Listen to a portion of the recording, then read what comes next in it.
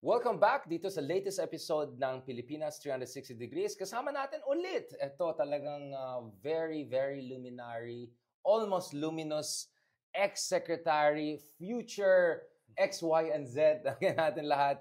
And ito na, pansin din ng mami ko, bagets na bagets ang forma Secretary Ronald Llamas. Thank you very much, Secretary, for joining us. My for pleasure. joining me kahit may mga contempt case daw. Thank you very much for bothering to meet me. Alam ko, inggit ka na, naunahan kita.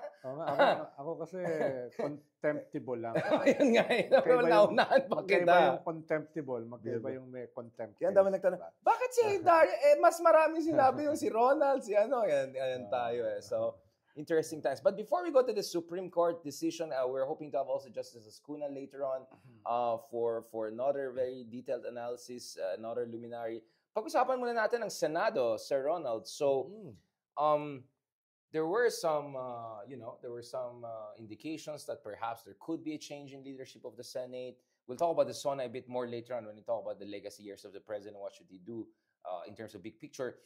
But eventually, Chis Escudero held on to his chairmanship. He seemed very happy sa batasan the other day. Medyo malaki yung majority. Clearly, he had more than enough numbers to secure the majority, at least based on the final numbers that came out.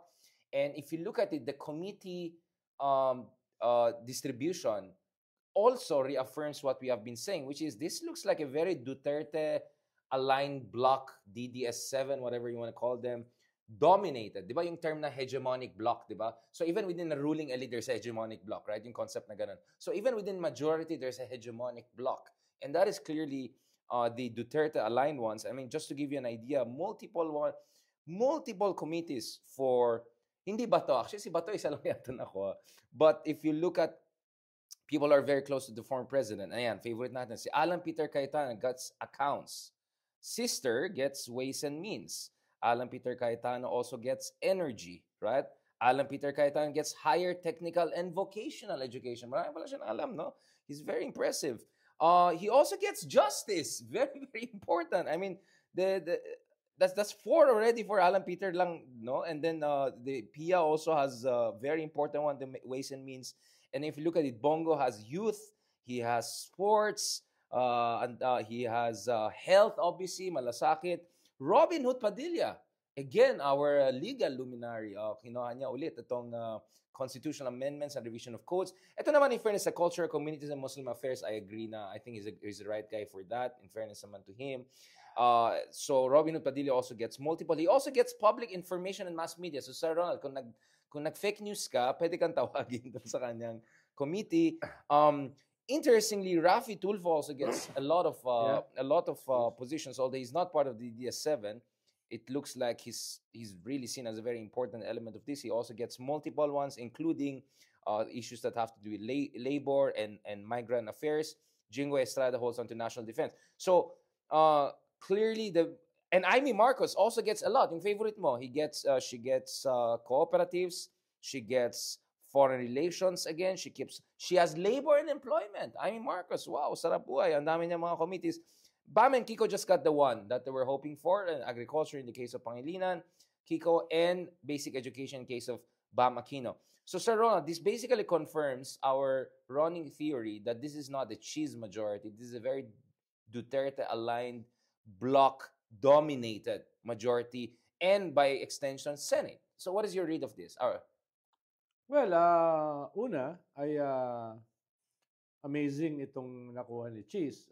Not unexpected, pero nakuha niya yung lahat ng pro-Duterte senators, lahat ng mga in-between, neither claiming to be Duterte nor Marcos, at karamihan ng mga pro-Marcos senators at majority ng mga pink senators nakuha niya. No? 2 out of 3, yeah. Although, ang chismis dyan ay last weekend ay may humamon sa kanya at kinapos ng 2 boto yung humamon sa kanya at ang nag-tip ng balance ay ayon dun sa news article sa Politico ay ang nag-tip ng balance is somebody very powerful inside Malacanang. Okay, not the president. Hindi yung presidente. So, yun yung pinanggalingan nito, no? But just to focus on that point, sorry, we'll go to Sona more, but maybe it's because also that certain person felt, you don't want that kind of Pantaleon Alvarez Arroyo drama, because it looks like the tone that the president wanted to set for his son, which we'll discuss more later, and it's really constructive, conciliatory. So having someone parang coup d'etat out would probably go a little Open off-brand. lagi namang open yan. Pag nakakuha kang 13 votes, di mapapalitan ka eventually. No? So you think walang malakas o mahina sa Senate President. It depends on 3 variables. Right. Paano mo nasa-satisfy yung 24 different republics? Yeah. Iba-iba yung mga gusto niyan. Ikalawa ay paano mo masasatisfy yung Malacanang kahit may separation of powers, may influence yan. At ikatlo, yung population. No? You cannot be too unpopular sa populasyon. Kaya yan yung mga variables na at play to be a Senate President. No? Pero dito kasi, kita mo yung payback eh. Halimbawa, mas maraming nakuhang committees yung mga Duterte kaysa sa mga Pink. No? At yung mga dati na malapit sa Senate President, katulad ng mga Escudero, ay marami ring nakuha. No? You mean Cayetanos? Oo. You mean Cayetanos? Yeah, Cayetanos. Yung mga Cayetanos. Exactly, no? yeah. At kita mo naman yung conflict of interest dito sa selection ng mga chairmanship ng mga committees. Halimbawa, Camille Villar, ano nakuha niya? Yung environment yata or environment, no? At tapos public works. Ang linaw-linaw naman kasi yung public works ng kapatid niya. Yung pamilya niya, yun ang may-ari ng Vistaland and Lifescapes, one of the biggest, if not the biggest land developer in the country, na binabanatan, inaakusa ng iba for land grabbing and land conversion ng mga irrigated farmlands into subdivisions and malls, no?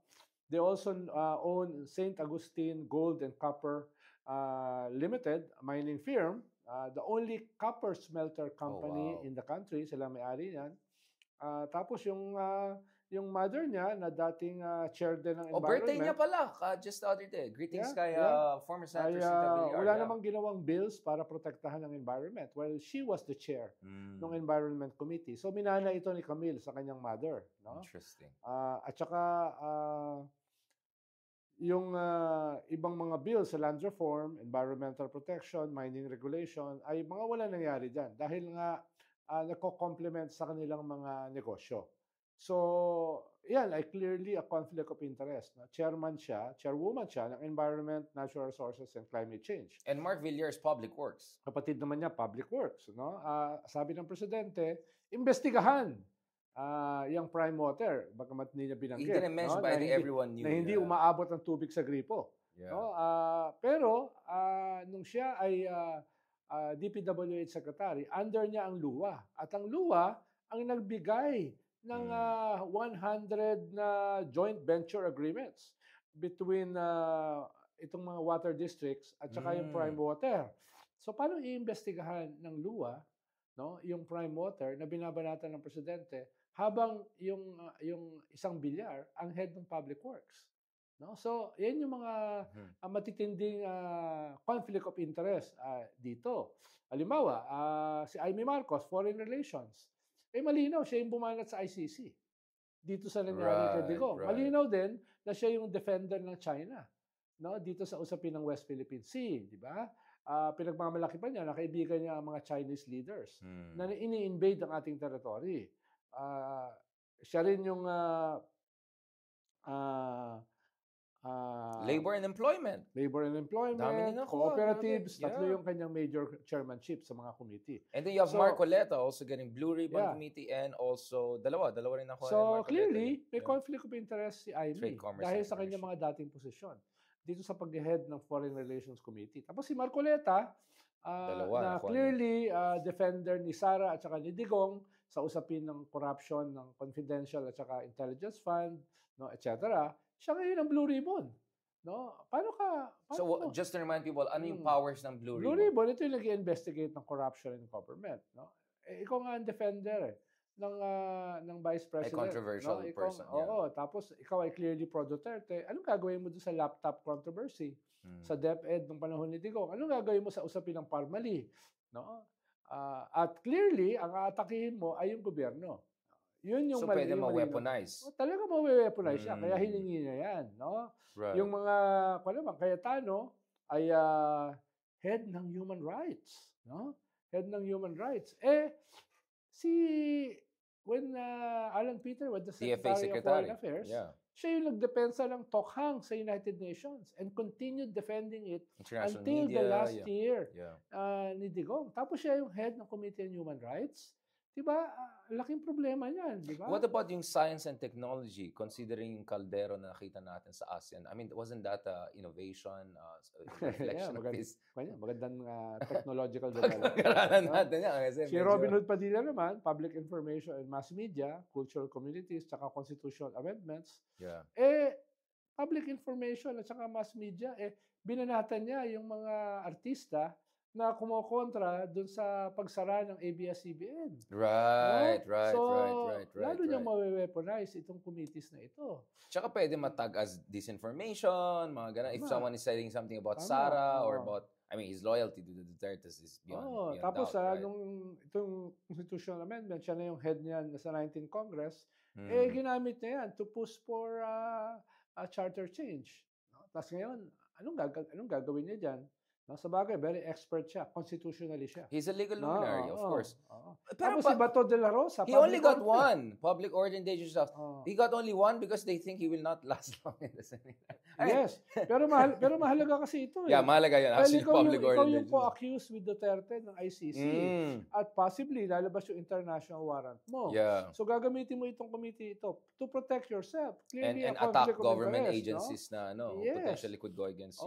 Halimbawa, na-implicate yung Philippine National Police dito sa Sabongero issue, itong Sabongero massacre. Yeah. Mismo si Gretchen Barreto inaamin na ikaw ay may involvement dito sa Isabong. Tapos ikaw ang head ng public order. So, clearly, ito yung mga marami pa, pero Orwellian. ito yung mga nakikita mong contradictions. Orwellian. Parang Yeah. WTF? What happened, no? What happened, no? What happened, Vela? Tapos ito yung makakasama nila Bam at saka ni Kiko sa majority. No? Ang nakuha nila, tig-isa. Sana man lang, kinuha na ni Bam lahat ng committees on education.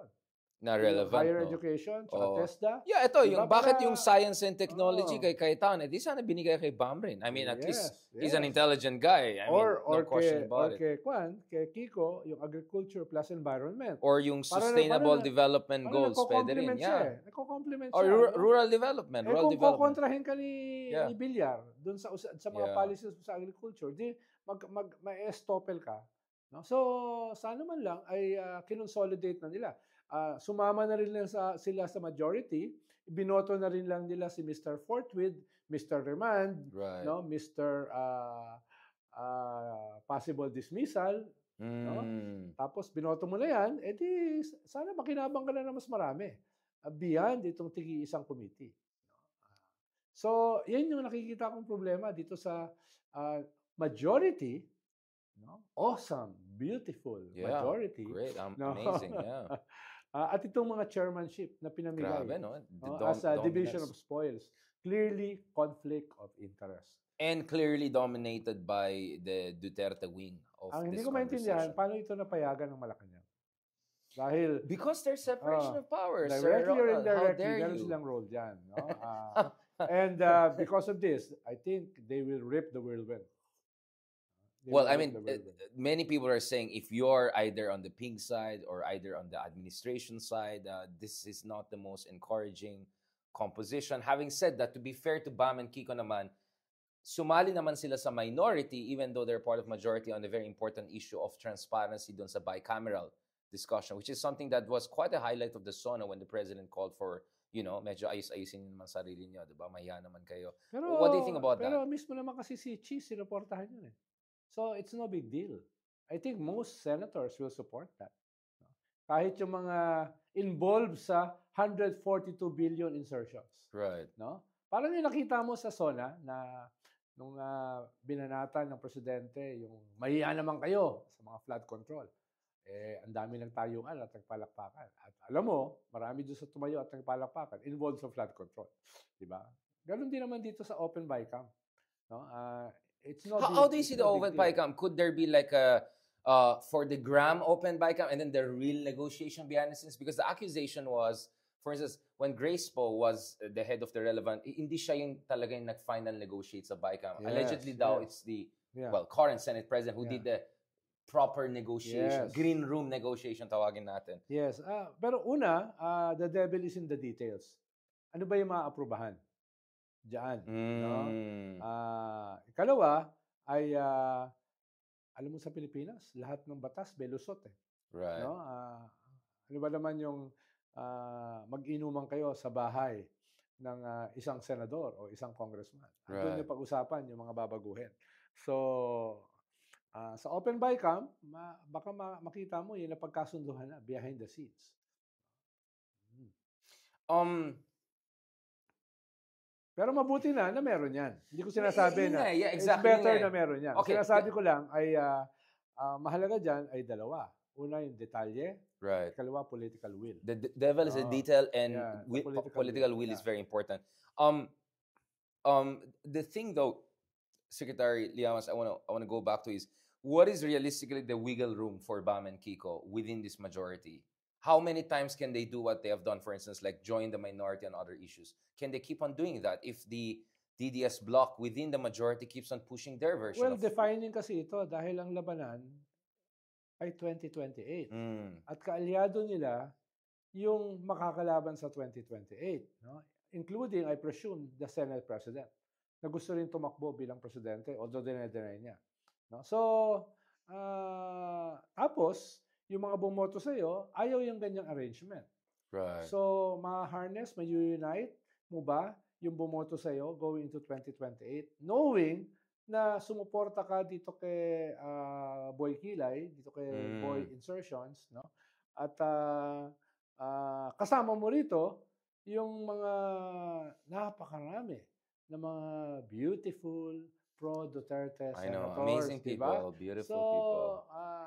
Parang kung hindi mo yan may paliwanag na maayos sa iyong base, baka maging disenchanted din yan. Katulad ng pagiging disenchanted nila sa unit team. Yun nga eh. Yun nga eh. So, you're in dangerous territory. Minefield. You're treading a very fine line. Yeah, exactly. You know, like in fairness to BAM, he posted this picture, the three of them in one frame. Do you think they should do more press conferences together, more events together, at least project a united front despite the weird... Well, inaasahan ko yun dahil gusto nilang ipagpag yung kanilang pag-join ng minority. Gusto nilang ipagpag yung pag-iwan nila kay majority, kay Lisa Hontiveros. So, gusto nila ipagpag yun eh. Kaya tingin ko, dadami pa yung mga picture taking na ganyan. No? But in a way, the damage has been done. Ang kwan mo ngayon, paano i-minimize yung damage? Paano i-minimize? But having said that, if it is true, the Intel report that Soto came very close to turning the table, BAM and Kiko could be part of a leadership reshuffle move later on, right? I mean, if ever it gets too crazy, well, again, naturally they have to support an alternative. Again, it can happen overnight. Pero they have to be sure in terms of cynical political calculation na yung kanilang pupuntahan ay mananalo. Yeah, otherwise, in order for them to retain the chairmanship of their committees.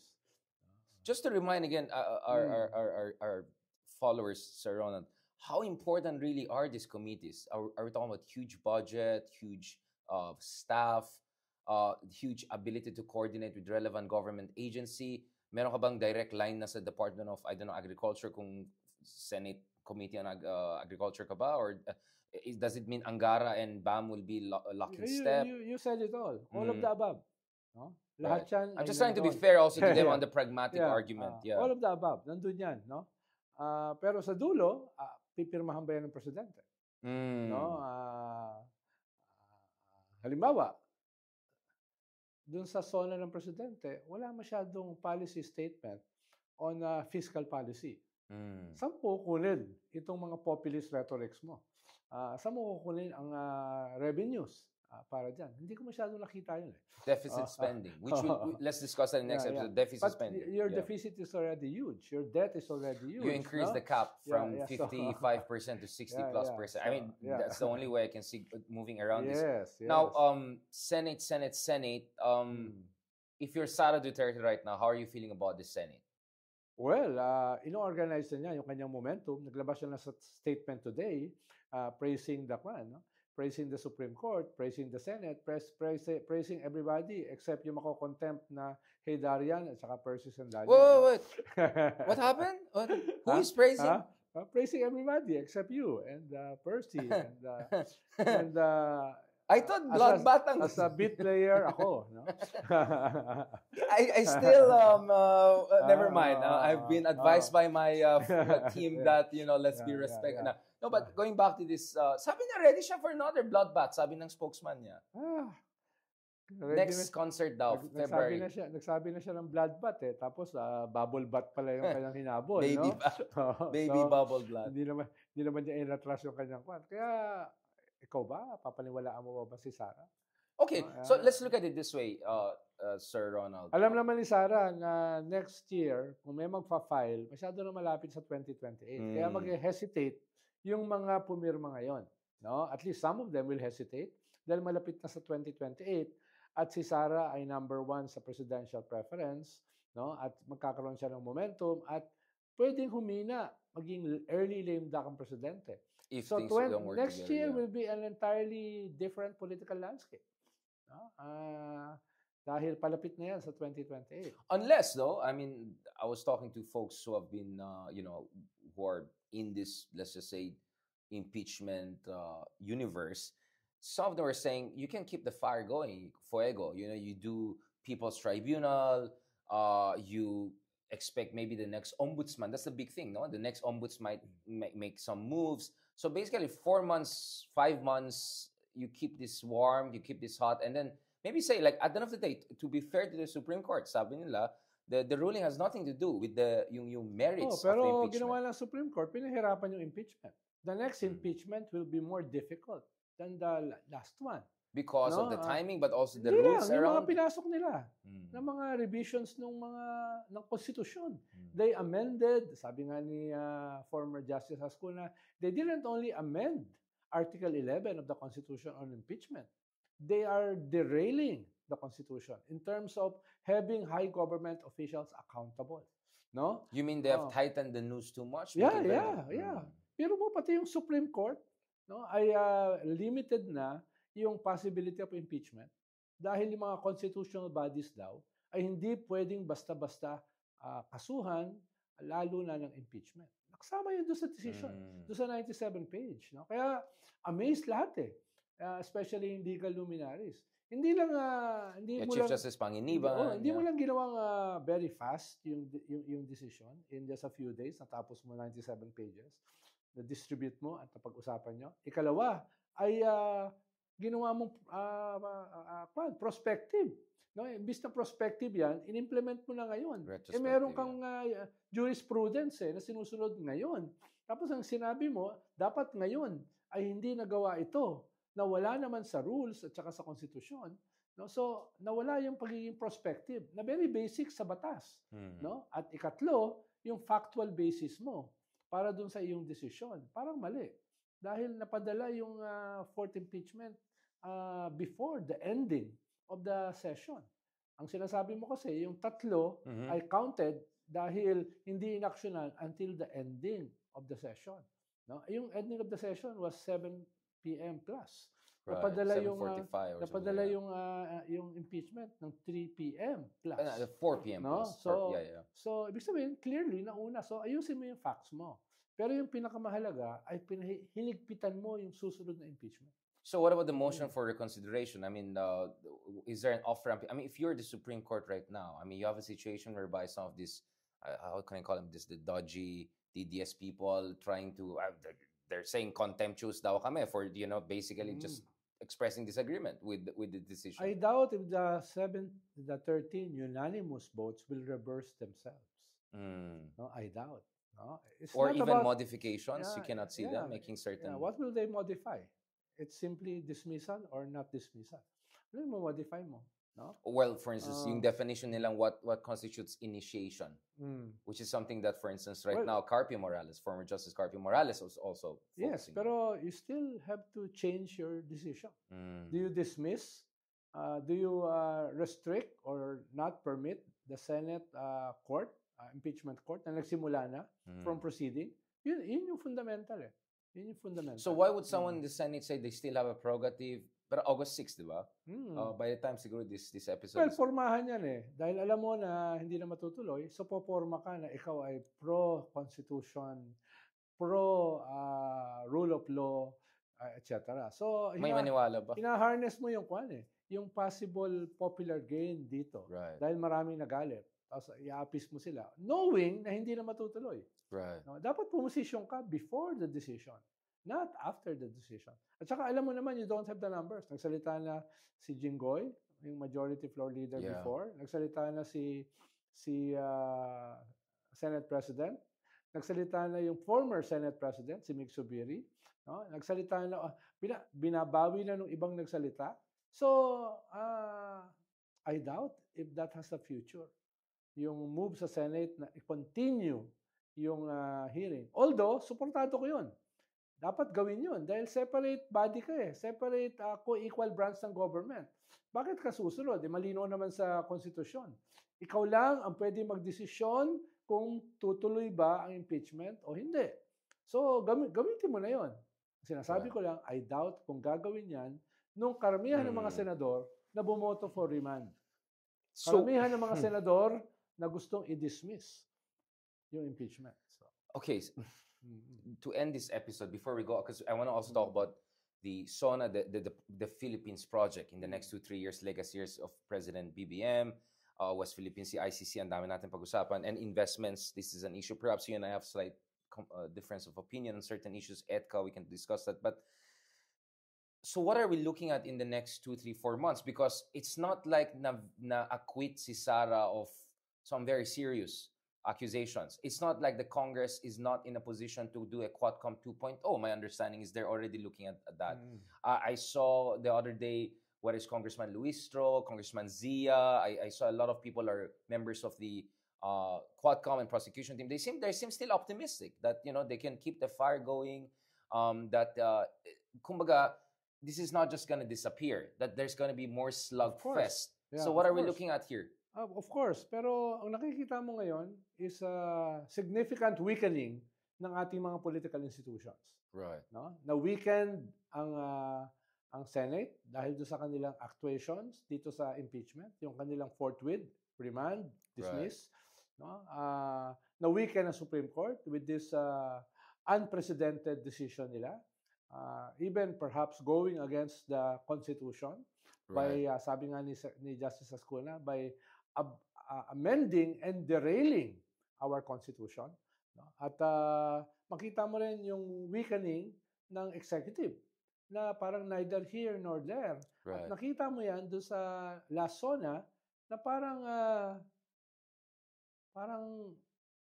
wala lang itong nangyayaring political earthquake na ito. No, wala man lang siyang appreciation or concern dito sa nangyayari na mga political dynamics na practically earth-shaking, no? Parang deadma lang siya.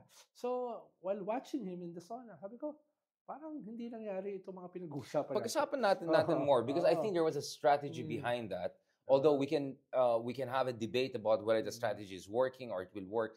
No, what I want to ask you, Sir Ron, before we end this episode is this. Ang problema ko this fear of constitutional crisis or democratic crisis. That's the fear a lot of us have. Kasi I don't see constitutional crisis in a sense that the Senate will defy the Supreme Court. I don't think it will happen. But I can see a functional constitutional crisis in a sense that lalong mawala ang tiwala ng ating mga kababayan sa ating mga institusyon. And it cuts both ways, right? And this slugfest, this like this could go in very dangerous direction. And extra constitutional-ish people, crackpots may have some ideas. I'm less concerned about the constitutional crisis. No? In a legal sense of the word, I'm more concerned with the political crisis. Yeah, no? That's my point rin. Yung disenchantment na yan sa ating mga institutions na already weak na bago pa nangyari ito. Lalo pang na-weaken. No? So, meron kang mga forces na nagtatawag ng abolish the Senate. Meron kang mga forces na nagtatawag crossing the Rubicon. Right. No? Malinaw naman kung ano ibig sabihin nun. No? Meaning extra constitutional? Yes. May nakikita kang mga tao na nagsasabi ng people power. No? People power for what? No? Sinong tatanggalin mo? Vice President? President? Both? All of the above? Yeah. May mga forces na nagtatawag ng resign all. No? With this disenchantment, lalo na sa kabataan, baka magkaroon sila ng subjective forces. Right. No? Yun yung delikado rito. You mean you No? might give momentum to crackpots, basically, and people who want extra constitutional. At ang problema ko, yung dito pwede natin pagdebatihan, I don't see a strategy. No? I don't see a strategy. Paano? Sa strategy kasi, pwedeng malinaw na, o sa ganitong senaryo, ito yung gagawin. Sa ganitong senaryo, ganito gagawin. May ganun kang strategy. What if, Sir Ronald, you and I are thinking out loud what should be done? What if that's our duty? That's a strategy. We are a war room. We are a transparent war room. That's a strategy. Exactly. That's a strategy. Ang sinasabi ko, I don't see any indication of a strategy coming from Malacanang. Yun yung nakikita kong problema. And also knowing yung mga insiders na kausap ko sa loob. No? Wala silang nakikitang strategy. These are not simply insiders. These are insiders na kasama sa inner core. Right. No? At it's about leadership. So let's talk about strategy, right? That's a very important point, Sir Ronald. And ako naman, I'm trying to be as like, I'm sure bright people may watch us. How do we move forward? At least we'll discuss Sara, Supreme Court, and the Senate. A very interesting discussion. So the next letter S we're going to discuss is strategy. So thank you very much again for joining us. Ito sa latest episode ng Pilipinas 360 Degrees.